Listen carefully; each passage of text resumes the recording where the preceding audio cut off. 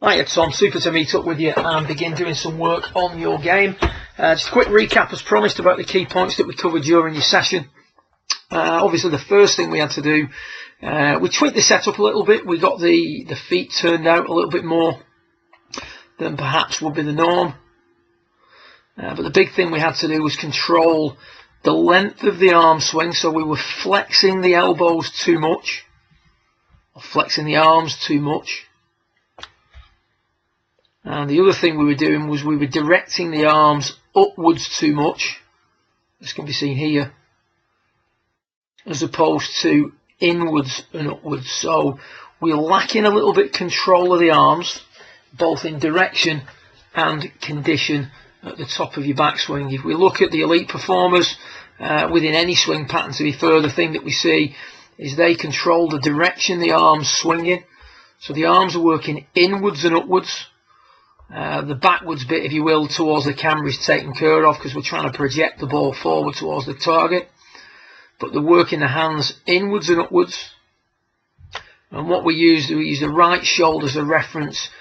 We can see that most of the time the guys are swinging the club to a point that's behind or over the top of the right shoulder, whereas with yourself you were swinging it to a point above or in front of the right shoulder, so way too much upward, not enough inward. The first thing we talked about was controlling the flexing of the arms. Just going to get rid of that line, I beg your pardon.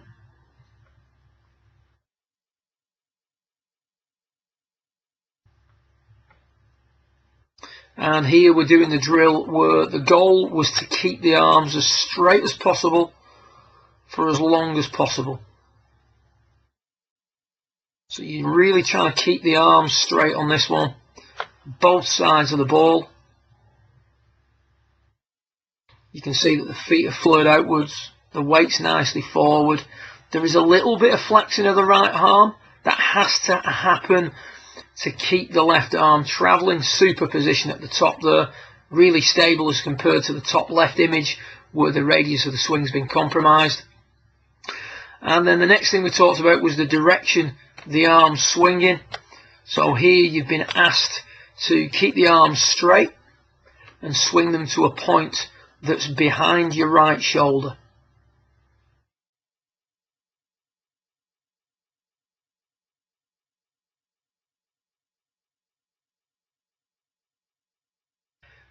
Swinging the club to a point that's behind the right shoulder is going to create a little bit more power, and is also going to make it much easier for you to attack the golf ball from the inside rather than like you've done historically, which is attack it from the outside.